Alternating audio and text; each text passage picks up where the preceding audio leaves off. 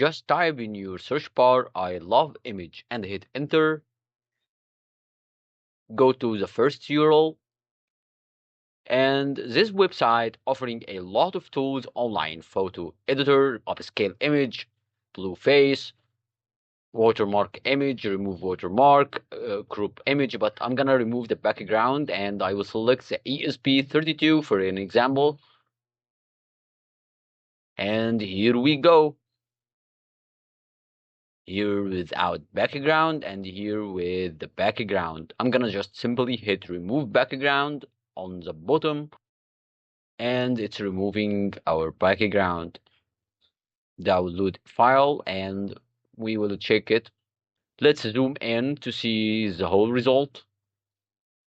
Well, personally, I am satisfied with this result and I hope you find this video was useful.